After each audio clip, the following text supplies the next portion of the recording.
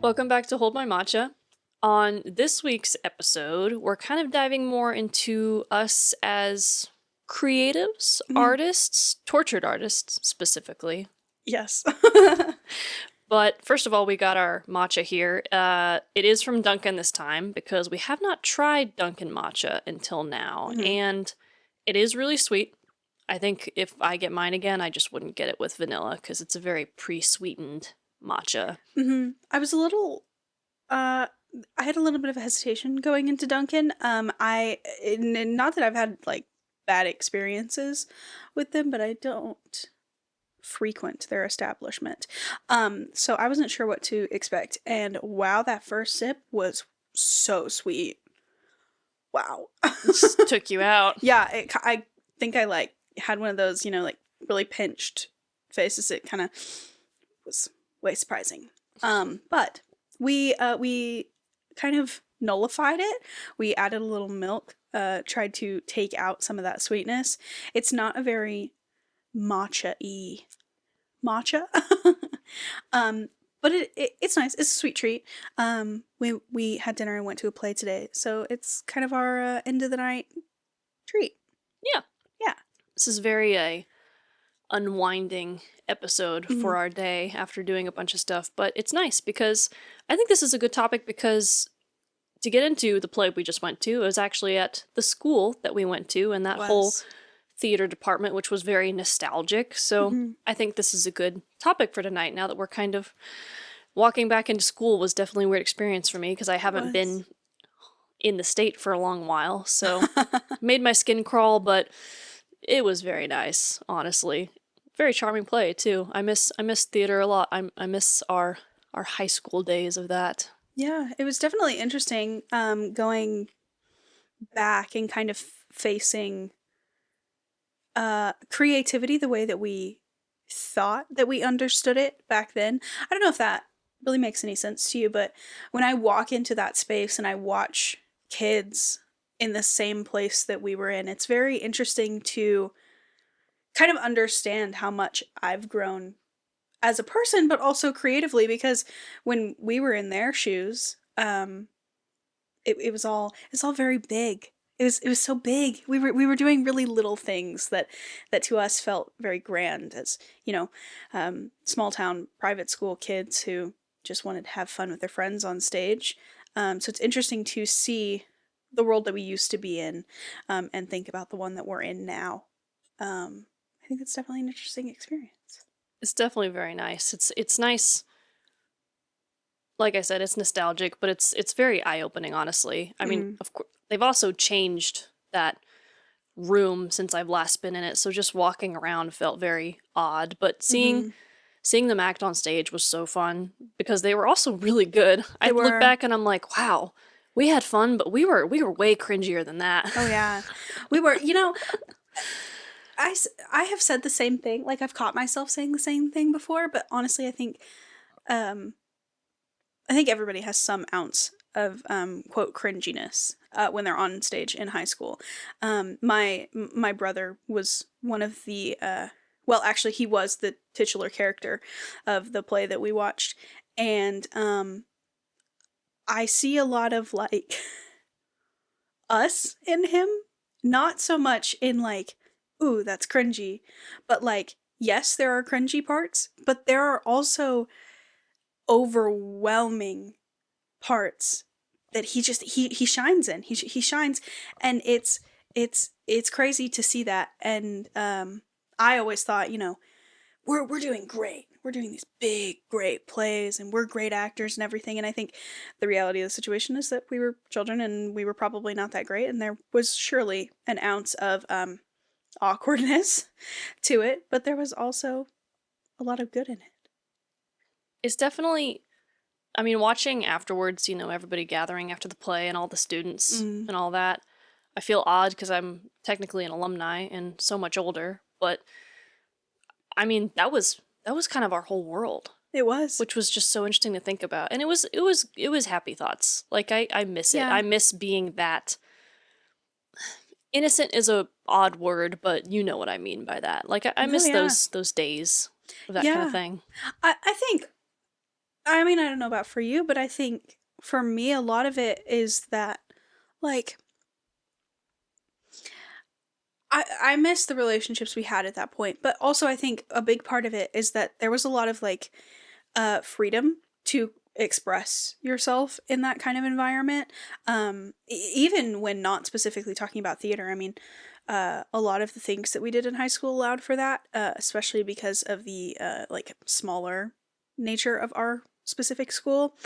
But creatively speaking, it was an outlet. Like we could create, be creative, and there was a space for that. There was a constant kind of circulation of doing this or this idea or singing this song or acting this out or even like silly rehearsals. We would come up with silly ways to do things that we'd done 100 times. I think that kind of outlet was also a very big part of being there. Oh yeah. It was definitely like people think of theater kids as silly weird people. It's like, Mm-hmm. yeah, cuz this is a place where you can kind of let all of that out. Mm-hmm. And I think I remember like one of the first times we did a silly rehearsal where during one of our rehearsals, instead of just trying to run it perfectly, our theater teacher just let us run rampant with the Mm-hmm. story. Like literally just whatever we wanted, but like running through the lines and doing it in the most ridiculous way if we wanted. And Yeah. that was one of the best things ever. I look back on that and I was like, that did a lot for us because we just let all the crazy out that day. And that was like a really nice outlet. Like Mm-hmm. that did a lot. And we were like, we should do silly rehearsals for every play we do. Yeah, because I mean, it gives you the room to kind of spew these little, funny anecdotes or ideas that you might have had. I mean, I remember specifically there was a scene in the play that we were doing when we did silly rehearsal where what was I? I was like, my character died, Your right? character was dying Yeah, and the yeah. main guy was like over you trying sad that you were dying or like whatever. Yes. Yeah, yeah, that's my character was dying and I think I oh no, she got stabbed in the back. It was a whole thing we had It's to like a little murder mystery thing, I think. yeah, it was a comedy, but it was a murder mystery and we had to rig a knife into the dress that I was wearing, in the back of the dress I was wearing. Anyway, and she got to say a few lines before she died, but she dies on stage. And I remember during the silly rehearsal, the guy that I was acting across from, we just went ham. And my character wasn't dying, she just kept talking. And then he just kept yelling at her. And I think it was one of those things where, like, in a murder mystery, like somebody dies and you can't ask them any more questions. Well, I think part of the idea, whether intentional or not, was like, let me just hound this chick until she passes out, see if I can get the answers. And like that's not gonna happen in the actual play, but it's a funny idea. Like creative. I well, I've always been a photographer. My aunt put a camera in my hand when I was 7, give or take, and I've pretty much been taking pictures since then. So if you didn't know, I'm a photographer. I have like a photography Instagram, things like that. Haven't been doing a lot of work lately, but it is something that I'm very passionate about, something that I like, and I was doing that quite a lot prior to joining theater. I was in a competition. I won one of my photos. I took a photo of the street in New York when I was 14. And I just took it on like my iPhone 5C. And that photo won a competition. And then I was in art classes for a lot of my like middle school career. I can draw, no, not wonderfully, but I can draw and I enjoy it. I have like Procreate on my iPad, things like that. So artistically, creatively speaking, prior to joining One Act, I was expressing a little more in like physical mediums, so photography and art and things like that.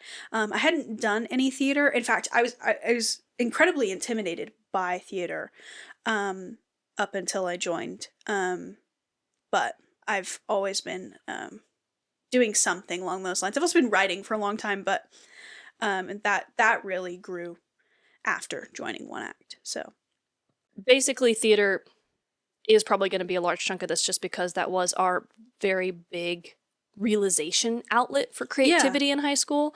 But beforehand, like you said, you did photography. You kind of did like writing and reading, whether you knew you were going to do that professionally or not.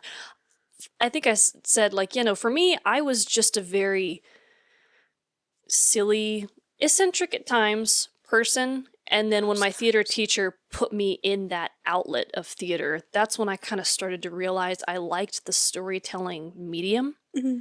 And then I think I talked about that in the first or second podcast, but that slowly trickled into me really loving theater and acting, and then really liking backstage. And then I had a friend open up the more technical digital side of it, and I really liked that, which we got to do together, a little dynamic duo on that. Yes, we learned how to do all of that at the same time. Yeah, so those 2 short films are on my YouTube still. Again, they're made in high school, so give them a little leeway and love. But I do remember there's a lot of BTS and bloopers on my YouTube because I don't know why, but like I just really love making those videos, like videoing and editing. Because I think for my senior year short film, which was Speak Up, I made the bloopers before I made the short film. And it was for a competition. Not that I had like a super, super short time crunch, but like I was just so excited to go back and look at all that footage. I think we had more fun on that set than we did on the other one. Definitely. And so we were probably talking about the bloopers a lot while we were working. And so you were excited for it. I definitely was. I wish I could. I don't know what SD card. Well, it was your SD card. So I remember I borrowed those just to get the footage, and I was using an old computer. So I wish I could go back and look at that old footage. I mean, it's not there anymore. The bloopers and the short films are up, and that's kind of the gist of it. But watch the bloopers because like that is genuinely how much fun we had. I think that song I used for the bloopers, I loved it so much as a blooper song, I used it a second time in a behind the scenes video for college. That one is for the short film Church that we did in college. That was a big short film. We spent a lot of days on that. So I just literally was on set with my camera recording everybody just being a crackhead, honestly. And I was like, this song is so good, I just have to reuse it. But we definitely, I remember I think I said this in the last one, I just was like, okay, I'm going to attempt this. So I wrote something down and I was like, I don't have a camera. Trinity has a camera and we're friends now. So let's see if she'll be interested. And you were. And we had a lot of fun doing it, honestly, and figuring it out. And you got to be creative with it too. Yeah, I hadn't played with any form of, video, film, anything along those lines. My experience lied solely within the realm of photography. So it was new territory, but weirdly, I take to things quite quickly, and I am very observant. So I notice the little things, and I found cinematography to be so easy. And I'd wager it's probably because I spent a lot of time watching movies and TV shows when I grew up. So, without even realizing, I had this knowledge of shots and the way that you film certain things that I didn't even realize that I had going into this. And so it was really interesting to kind of use that knowledge and sort of, come to understand what it was, and learn new things. We played with it quite a bit. I remember standing on a counter, and maybe I'm not standing. I'm really short. Like you can't tell this over the camera or the recording, I'm sure, but I'm 5 foot. So standing on a counter doesn't put me that much higher above the people who were standing on the floor, but it was enough that I could film two actors in the short film we did called Reset. They were making hot chocolate, and I remember vividly standing in your kitchen on the counter I wanted one of those filming that. overhead shots of like the cups, so she had to get on the Yeah. counter for that. And like we don't have any rigging. It was just me and my Canon, and it's the same camera I use now. Actually, I'm in dire need of an upgrade. But my trusty little camera, his name's Fred. He's very good. Um, he suffered through both of those short films, and they turned out, pretty good for what they were.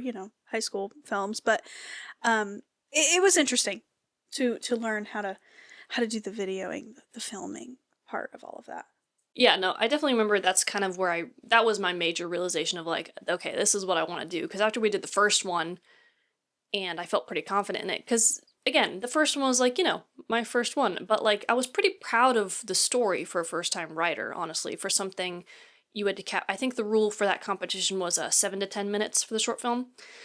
And I was pretty proud of myself of like what you can get from like, beginning, middle to end in such a short amount of time. And also it being interesting and kind of little dramatic. And I was like, okay, this is actually a pretty good story, even if it looks a little, you know, Rough. like we didn't know what we were doing, which we didn't really, but we did at the same time.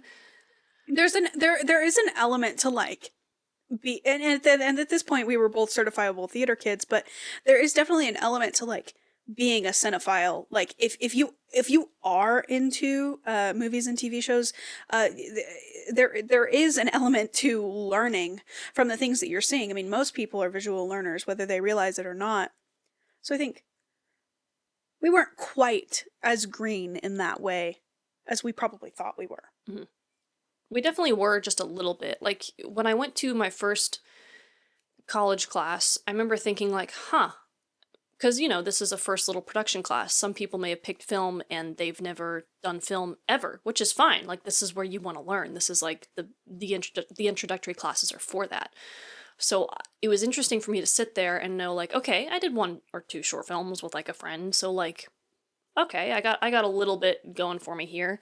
But it was just the little things that you don't really notice. Like somebody might sit down and watch a TV show and are like, oh, that was a really funny scene. But when we're making it, there's this little thing in the back of our head that's like, okay, every time there's an over the shoulder, they're always like right here, and they're like, yeah, no, that's a rule of third right there. That's why they're right there. It's like, okay, like we don't notice it, but it's back there. Right. We're intaking that information of like, it looks good, but I know it always looks like this whenever I'm watching a movie. Like we're aware of that. It's like, okay, this is what you usually see or stuff like that. Well, exactly, and that's to segue a bit. Like that's also why if you ever watch like a horror movie and it feels uncomfortable, part of the reason for that feeling of uncomfortableness is because they intentionally put the camera at angles that are supposed to jar you. So they ignore things like the rule of thirds or, the 180 rule or anything like that. Like they break those rules in order to make you feel uncomfortable or to confuse you. It's a device. So like normally it's a rule to make it more palatable, more understanding to your eyes, but like it's also it can be used to manipulate you. Yeah. It's definitely, I don't know, it was just interesting. I didn't walk in thinking like I know more than everybody else. It was just nice to kind of those little things of basically when you get to college and you take your first class, I was lucky to realize like, okay, all these little things that were in my head in high school are now being presented to me. I'm in the right place, It was kind of like that realization of like, okay, everything that like I liked growing up or I noticed, because we lived in kind of a town where like there wasn't really film people. I didn't really have any, we didn't really have anybody that was, or at least, I don't know, I didn't really have anybody that was like similar to that in a sense. So when I moved and went to college with a bunch of film people where they're teaching this, it very much felt like, oh, all these little things that we were doing in the short film are like in the back of my head that were like, okay, this looks good. Or those locker shots that we did in both short films. I was like, They're okay, bad. this is nice. I'm getting like a confirmation here of the way my brain works is the right way to where I'm going, if that makes sense. Yeah. That's an interesting way to put it, actually. Huh. Well, yeah, anyway.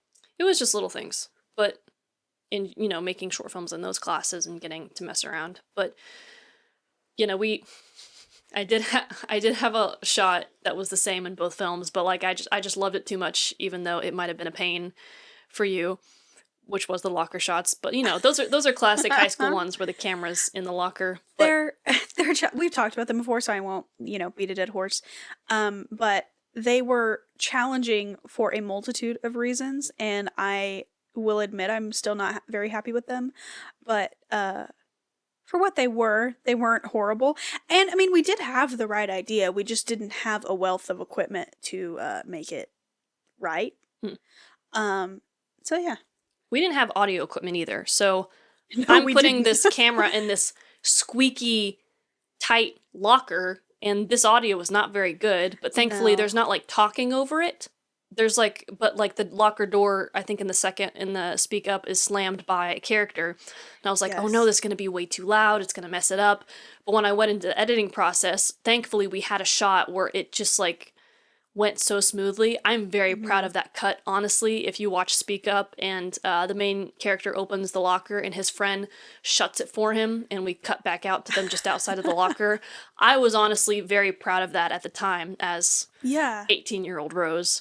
But it's definitely an art, because if, say, you get like really, really passionate about a story and like there's a lot of things you thought through, it's like, okay, I may really want to write this, but it's not necessary. But also, I guess there's also a reassurance that, like, if you know you're going to make it as the director, then you can just verbalize that on set. Or, like, when you're, being a director and you're sharing your vision with the actors, you can do it then. But that is a big thing is, you're writing this dialogue. This may be how you hear it in your head, but your actor may visualize it as something completely different, and it's probably going to sound a lot better or take it a completely different way. Or you're going to realize, human beings do not say that. I need to change that. That's a big one. See, and that's one of the reasons I actually struggle with dialogue, because in like the amount of things I read, like absolutely, I know exactly what people say and they don't say, based off of things that I read and shows that I watch and whatever, real life. But my thing is that like I write dialogue and then I go, I don't really like the way that sounds. Do I think somebody would say that? I don't know. Like it's just one of those things where like you're constantly questioning how realistic the thing that you're writing is. And I think with a script, it's just kind of that concept, but like exacerbated to the point that like I can't control it anymore, because in essence, it's not in your hands. Like once you submit a script, it's submitted, and they change it. They have they have writers who sit on set during filming and they make changes to scripts while filming based on what's happening, what the actors are saying, what they're doing, what the director's thinking. So like in a sense, a script ceases to be your own once you're done with it, and I think that also bothers me. It's definitely a big change for people who aren't used to that, because that's also something I thought, like, well, I could just be a screenwriter and not do production stuff. It's like, okay, well, screenwriters write scripts and they sell them. If they don't want to be a part of the production, then they sell them to people. And like, yeah, while it is your story, that director now has free reign over that creativity. Right. That doesn't mean it's going to look bad. That just means that, like, it's probably going to look wildly different than how you envisioned it. And that's just how it's going to be, and you have to be okay with that. Because, well, and we've been talking a lot about vision. I think one of the biggest things about being somebody who's creative is when you are creating, there's a specific intent, there's a specific vision, a specific thought process behind what you're making. But with script writing specifically, and I don't know that I would say that this is the case with like cinematography or acting or anything like that, because you have a lot more control over those things. You can be a lot more autonomous with those things, because it's something you're doing with your hands, like on your hands or your body, like on the set, on the ground at that specific time. But with script specifically, you I forgot what I was saying. I have no idea what I was saying. When in writing, you don't have a lot of control, but like, I mean, in cinematography and acting, you have more control, but with writing, you're kind of giving up a little bit of control, and you don't even realize it. Okay. there's a specific vision, there's a specific intent with what you're writing, but you can't maintain that once you've sold a script to a director who may or may not be well-meaning. And I don't mean that viciously, it's just that, like, once a script isn't yours anymore, they can change it how they please, and those changes might not suit the vision or the intent that you originally had. And I think that's hard as a creative, because whether we're talking about like art or photography or acting, writing, literally anything, all of it's personal. All of this creativity comes from within you. You're creating something based off of your life experience, your thoughts, your dreams, your hopes, and it's hard to give that away. So yeah. It's definitely, even when you're like, say, co-writing something, you're giving up some control. It's like a group project. You have to be okay with relying on each other, collaborating with each other. Yeah. And in situations like those, you start to fully realize, I like to be in charge of this and this and this, or whatever. Like, for instance, when we went to college, we were in a triple occupancy, so 3 people in a room, which means, everybody's got a lofted bed and the desk is underneath, and like, it's not a tight space, but like, it's a dorm. And I'm somebody tight. who's, well, it was a little tight. I'm somebody who's, I'm the baby of the family way later, so like, I've had my own room, I've had my own space, I'm very introverted, and I guess people joked around and were worried that like, I wouldn't be able to transition to something like that. And I got there, and I had no issue with it. Because Yeah. I had my own little corner. Even though I didn't have a big room, I had my one little space that was mine. Yeah, because me and our third roommate were on one wall, and then Rose was on the opposite wall. And then there was like the fridge and the door and then the closet or whatever. So she had a lot more space in that way. Not that we didn't, because I liked my little corner. And honestly, I like having my little like corner, and it faced the door, so if any danger was coming, I could see it coming. But I realized that. I was like, yeah, no, I got a bed with like my little desk underneath, but like, even if it was just a bed, this is my space. Even if it's small, this is my one little space that I have control over. Mm-hmm. You're not like moving in with a roommate who's like taking over your space and stealing your stuff and like stuff like that, Granted, I think we did really well we shared a lot in those 4 or 5 months. And I think weirdly we did really good. I know it sounds obvious, but like, learning what you can and can't control and being okay with that, even as a writer, which is really hard. Yeah, weirdly it is. And this isn't a topic that I anticipated when I was drafting this episode. The aspect of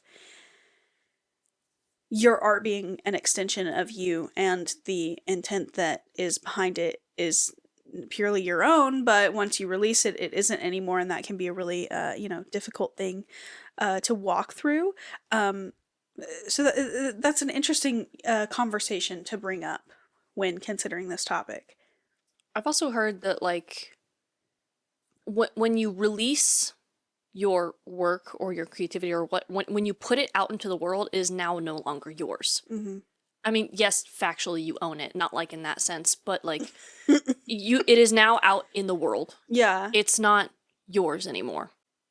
You're taking your creativity and you're putting it into an industry that has historically been unkind to creative people. I want to write a novel. That's pretty common knowledge. And if it ever gets anywhere, wherever it goes after publication isn't something that I've thought about a lot, but the film industry's scary, and I think in hindsight, one of the reasons that I chose to take a step back was because of that. And I don't think I realized that at the time, but I think I like having that ownership. But I think in reality, you can't really escape the fact that when you create and you put it out there, which is the sole purpose of creating. I think, which is funny, I think I've referenced Ratatouille once already on this podcast, but this is a line I genuinely enjoy. Like at the end, when he says the world is often unkind to new talent and new creations. I love that line. It's like, yeah, yeah, you're out in the big bad world now, and like you have to face rejection, and you're exposed to things, and you have to learn what you can and can't control. But as a creative, you are also learning not the limitations, but like the control you have over your own creativity as well, Yeah. and what you are and aren't going to let in to that creativity. You know, we were talking about this a little earlier, but I was watching Emma Watson was just on a podcast. It's just like 2.5 hour podcast. Is really good, but she and the host were talking about an F. Scott Fitzgerald quote, which I really love F. Scott Fitzgerald, and I don't know that I've heard this quote before, but it was something along the lines of like, um, you have to understand that the world is hopeless, but also learn to have hope for it, which is crazy. So, like, you're understanding the idea that, like, the world is hopeless and it's a very dark and scary place, but at the same time, you have hope that it can be a better and more forgiving and welcoming place. So, like, presenting this idea that while in this instance the film industry can be a very dark and scary place that takes advantage of people, or takes people's work and doesn't handle it the way that it should, there is also this hope that whatever you create can be an outlier, can change that mold, or can even just be a shining light in that dark space. So that's an interesting thing to think about as well. Yeah, it's definitely. I think I'm actually writing a script on this. This sounds so like I'm writing about this. No, I'm writing a script about this because I was like, I don't know why, but like I played volleyball in Oh yeah. high school, so I was like, I don't know, I should write like a volleyball script or like something like that, even if it was just fun or short. And so I'm writing one right now after I read a sports novel. And I was like, okay, I kind of want to write about the sport that I know, even if it's not like, I don't know, just writing. But I got caught on the idea of, and this hasn't happened to me, but I it's something that I kind of understand even as somebody who's just played sports, and that is the thing that coaches can, and teachers, I guess, but coaches can destroy a person's passion and love for a sport. Mm-hmm. They can destroy that. They have that power, unfortunately. Yeah. And that's a real thing. And I'm like, oh, I kind of was intrigued by that and writing a little more on that. And I realized that also with, this is a little dramatic, but I've known people who tried doing creative stuff or tried doing film. And yeah, sometimes you're like, I don't know, I thought it was more kind of like this, but I think I like this more, so it's not really my thing. But I've also had people kind of be like, I don't know, I tried it and it was something that just like, it was too much. Thinking about Hollywood or LA or anything like that, that's too much for me. And they found something that they liked better, which is great. Mm-hmm. But like thinking about that, I'm like, it is that kind of industry that scares you away from wanting to do it. Yeah. Not that like you had to do it in the first place, but like it is that kind of thing. It's scary. It's very daunting. Yeah. Well, and on your coach's story, I mean, I'm sure everybody's heard it. They say don't ever meet your heroes. A lot of people in the industry do present themselves to be a certain way and are in reality entirely different. And you could go and you could meet somebody that you've admired your entire life, and all of a sudden they've destroyed the entire profession for you. But while that is probably true in every line of work you could go into, I think it's probably more so in the case of Hollywood. It's a daunting space to try to breach. But I think you're right. Like, people have the power to break that. And The sports analogy is a really good way to look at that too, because everybody knows that coaches can be wild and crazy. Yeah. It sounds dramatic, but it's like, you hear horror stories of like kids who have had horrible experiences with adult figures that have failed them, and they look back on something, whether it be a sport or an art that they loved, and they can only think of that one thing, and now that thing is ruined. And I don't know, that I think about that a lot. It's like, wow, we don't really think about that kind of power that they have. Now, I never had a terrible experience like that. I just thinking about that is kind of wild, but it's weird to think about the kind of effect that has on you. Like and how daunting Hollywood is. But also, like, as a film person, as I was going through college, like, I don't have to go to LA. I don't have to go to Hollywood. I could go literally anywhere. It doesn't have to be scary, daunting, don't get on the highway, LA, Like, Yeah. but Yeah, I think that's really true. We've talked about that a bit.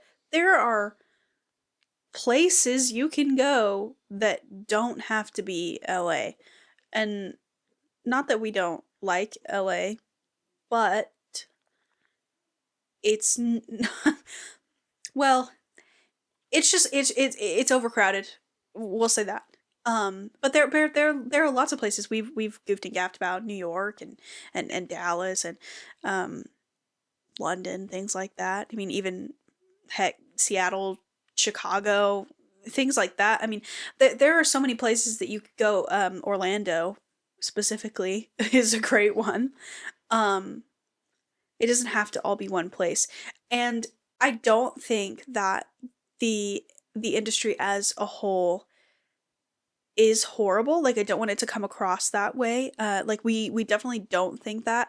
But I think we would be remiss not to mention the fact that being a creative, more specifically a young creative looking for, an outlet or a job or a place to belong, a place to use our creativity, we would just it's important to mention that, like, there is a lot of I wouldn't say animosity, but there is a lot of upset in that industry just because Hollywood as a whole has become a machine. It's a machine that runs solely off of what's going to make more money instead of which stories are the most impactful or which stories are the most fun.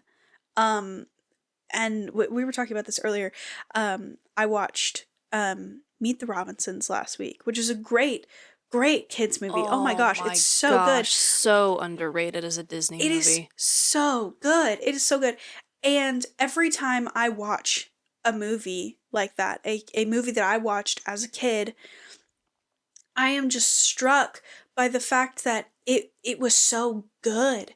It might not have been, record breaking or world bending, but it was so good. It was meaningful, it was fun, it was colorful, the story was interesting, and you don't really see a lot like that anymore because of the machine that Hollywood has become. So while there is definitely space for people like us to break into that specific industry, it is notoriously it is well known as a very difficult place to be, not only to get into but a place to exist in. It's also consisting of people that are still running around and grasping, trying to remember why they're here or what storytelling is for and what movies are for. Mhm. Like you said, when I see such an amazing movie, I don't immediately after the movie ends turn around to my parents and go, "Whoa, how much did this make at the box office?" Like, Right. no. It's not about that. And I think to kind of bring it back to what we were originally talking about is like that's what this is for. Whether or not, we're specifically going into making films or not, because, we may or may not end up there, but like that's what all of it is for. The whole purpose is to tell stories, and there's something to be said for the fact that we're able to use our experiences and our feelings and our thoughts to create something. And whether or not it's beautiful is in the eye of the beholder, but like it's a blessing to have that ability, that ability to express in that way. Cuz not a lot of I mean, a lot of people are creative, but not everybody is creative in this sense. Specifically the fact that we have like degrees and years of study for these creative topics that we love, which is an experience that I wouldn't call universal, but I would say is definitely common. So we're not alone in the fact that like that creativity is important, and using it and being able to showcase it is an important and inspiring thing. Yeah. Like, to us in high school, it was like LA and Hollywood was the end game, which it's really not. I mean, yeah, that sounds cool, but like it's not something that's at the forefront of my mind anymore. And it's just the more I've gone through college up until graduation, I have now become very open to almost everything. I think I talked about that. Like, I just slowly started to realize, well, I'd like this, well, I'd like that, well, this could be cool. Well, this, if it's fulfilling, sure. If it feels right, feels like the place I'm meant to be, then sure. If I really like the people I'm working with, especially when it comes to films, yeah, I'm going to stay here. This is a healthy, growing environment for me and my creative brain. And not to Right. be all film person, but I actually did watch La La Land earlier today, which I love that movie. That actually was an impactful movie. I saw that in 8th grade, and right then and there is when I realized I wanted to do something in that way. But even watching that, I'm like, okay, I haven't experienced something to this scale, but even still, I like deeply relate to it, even on a lower scale. But stories like that are, I feel like I'm repeating the same thing. They're so important. I think it's really important to tell these stories, and honestly, like as a writer, and I won't speak for you, but as a writer, that is something I feel a really heavy burden for. Like I know I want to write. I know that's what I'm called to do. I know that's what I want to be doing in whatever way that I can, but I know specifically in terms of writing a novel, I feel this heavy burden to be able to write important things. And it doesn't necessarily mean that like I want to be able to write something important in that like I want it to save someone or to do something specifically. It's more that like I want what I write to mean something. And it's a hard battle to fight, I think, as a creative, to attempt something like that and feel like you haven't hit the mark.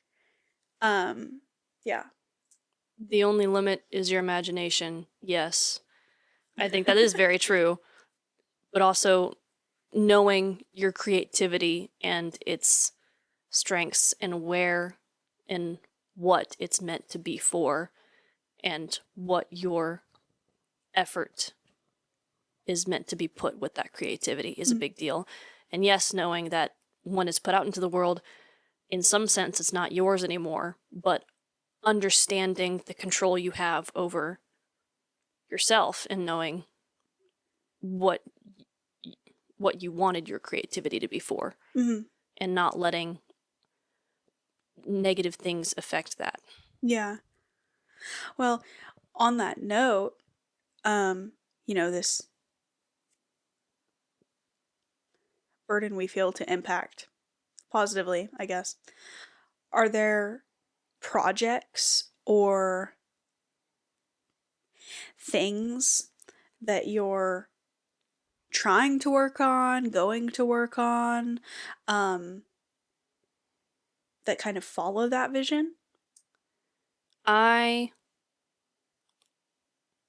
Well, when it comes to the editing bay, this is one of them, but I am also, it's been a long journey with this, but I'm still hoping to see it through, and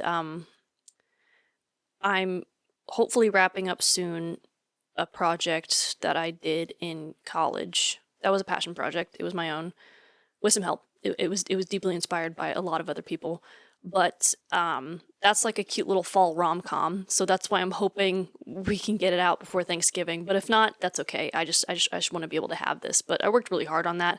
It's like what us film people in college would say, like, this is our baby. This is like the one project we like poured everything into. Like, this is the one.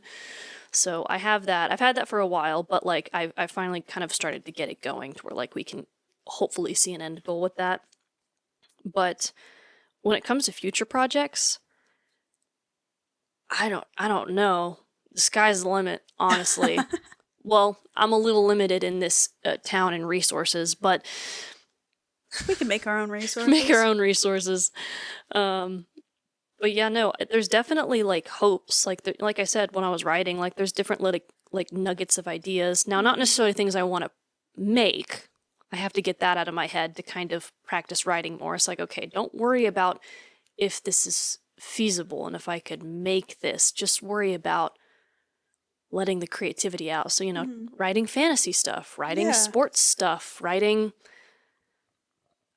It's mostly fantasy stuff, which is good. I need to practice that. Writing things in different formats, like episodes or longer feature films, or hey, a little more detailed, like novels or things like that. But yeah, that's where I'm at. It's very much very, very open right now in where I'm at in life. Fun fact. I've been writing a novel for I'd say 10 years. When I was a freshman in high school, I was given a laptop. It was, this is kind of a segue, but I'll tell it anyway. But I was given a laptop in high school. It was a gift from my grandparents, and I'd never had a functioning laptop before. And it was for, high school, use it to write papers, that sort of thing. And for some reason, I was fascinated by the fact that I could sit down and just type away on the computer. And I had written before, and I've always been kind of, English minded, but I sat down in probably 2015 and I proceeded to write a book. And the book that I wrote was horrible. It was absolutely horrible. And I actually sat on that computer for years. And what I did was I took this concept, which at this point I'm going to refrain from going into detail about that. But I took the concept of the book, stripped it, and created an idea for a novel. And I've been writing it for about 5 years. So it's gone through lots of different phases. There's been different character names, different lore, different settings. Like it's gone through. It's really taken on a life of its own in that way.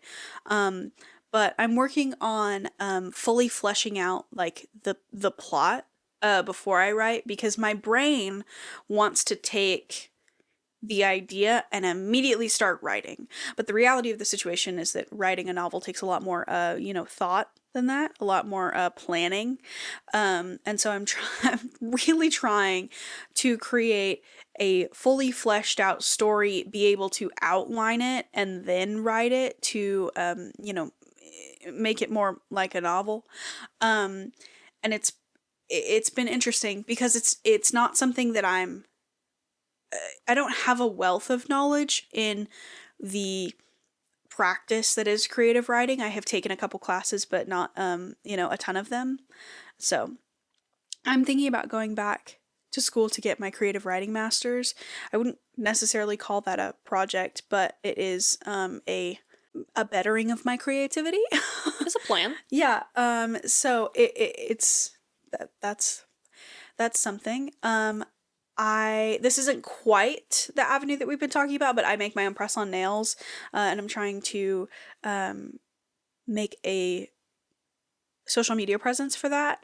And then we said this earlier, but I'm a photographer, and I'm kind of toying with the idea of just going out and taking pictures, like random days. I have done only contract photo shoots for the last 4 years, give or take. So I'm gonna try and see if I can like kind of make it a bit of a hobby again. So there's lots going on in my world. I'm pretty busy, so I don't know how that will work out. But yeah. Even if things aren't coming to life, the point is we've got stuff in the hatch. We've got stuff in the we do. files. We've got stuff we're constantly thinking about. Yeah. And yeah, which is good.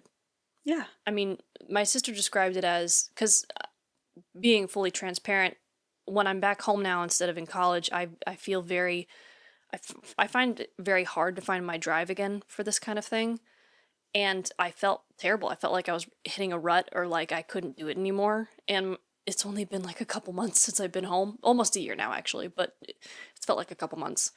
And my sister was like, no, you're just not in a place where you're getting all of the sunlight and water that you used to get. You were in an area that was like thriving, and you were getting like everything you needed, and it was surrounding you. And now you're just not getting that much anymore. You just need to go out and find your environment again. And I was like, okay, you're right. Not to say that this place is draining. It is a little bit, but for what I'm searching for, there's not a whole ton of resources.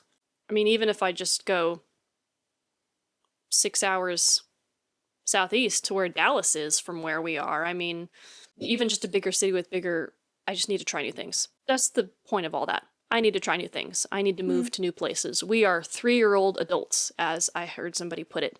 We are in our 20s, where we are supposed to make mistake after mistake after mistake. And as artists, those cut deep. So We're almost 4-year-old adults. I don't want to think about that.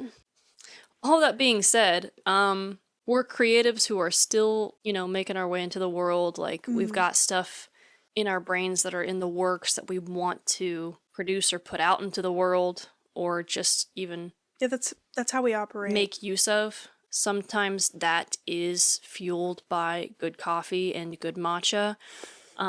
Speaking of matcha, it's a little melted again, but that's what happens when we get iced matcha.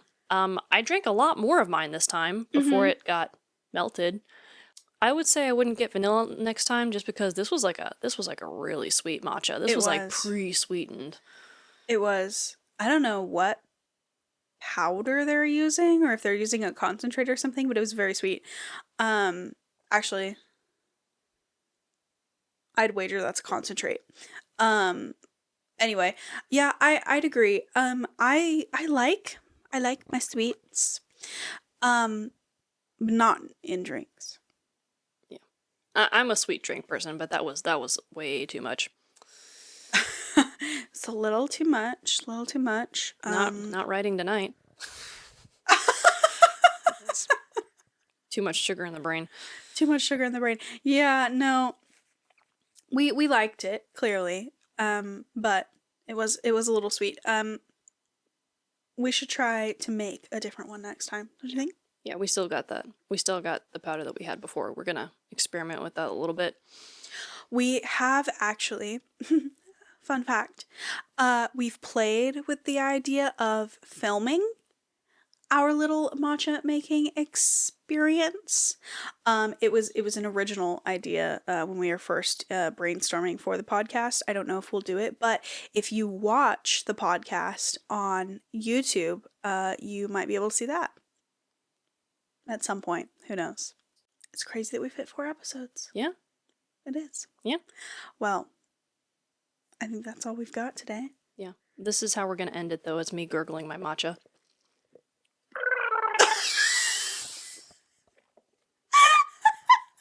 Goodbye.